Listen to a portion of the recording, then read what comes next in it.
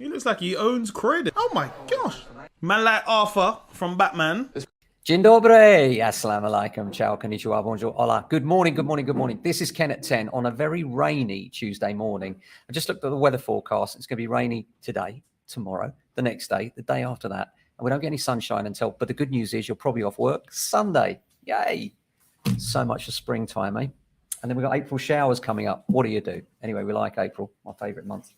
How are you? I hope you're well. Today, we're just talking about there's a lot of landlord vilification around, as you may have heard. Panorama have done a program where the awful landlords are renting to properties from council houses, and isn't it awful? And it's just so frustrating for me as a landlord sitting the other side that does provide good quality accommodation, as do hundreds of landlords that we represent, to hear that landlords are again being vilified for being the devil incarnate, when in fact the vast majority of landlords are just decent people, just like you, trying to make a living, that took a risk on property, a business risk, and invest in that, look after their tenants, and in return, guess what? They make a profit, hopefully. And these days, more often than not, to be frank, a lot of them are just breaking even, if that, some going backwards with all the tax changes. But something one of my landlords called me on yesterday just made me think a little, and something that I'd ask you to think on as well. He called and said, Ken, I'm looking for an insurance company to renew the buildings insurance on my property that you manage. I said, okay, sure. I've got a couple of names for you. He said, no, but I want somebody like you. I said, what do you mean? I don't do insurance. He said, no, I know you don't, but I want to be treated like a customer.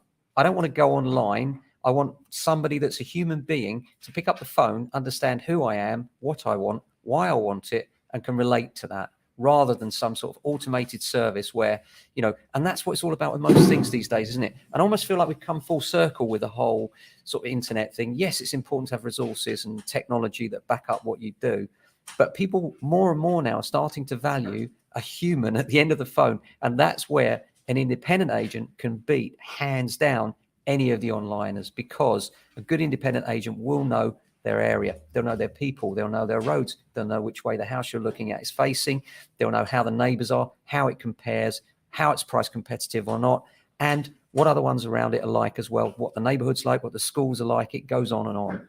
My point being that more and more now we've come to rely on mediocre or worse service and accept it.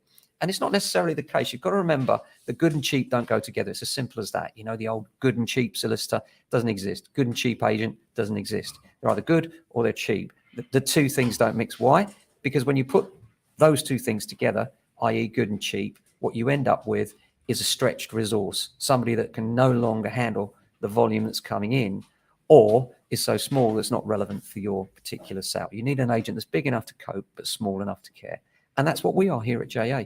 So if you're thinking of selling, do give us a shout. We are in a situation where there's not enough stock coming to market. We're getting a good few valuations. We've had a good few in the last week. We're in the top agents locally for new instructions this week. And importantly, we're also in the top agents for number of views per property. And I think that's really important. We're number one this week on Rightmove. And the reason for that is that we present things well, we promote them well, and we pitch them correctly price-wise. And that's really critical in a tough market. If your agent has pitched you at the wrong level and is not promoting you to the right audience, you won't be getting the traction that you need in order to sell your property.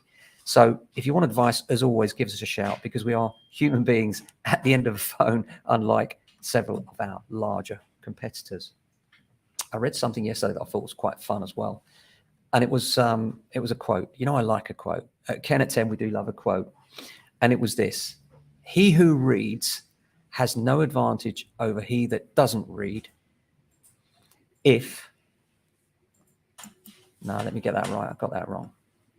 He who can read has no advantage over he who cannot read. I'll get this right in a minute. Forget it.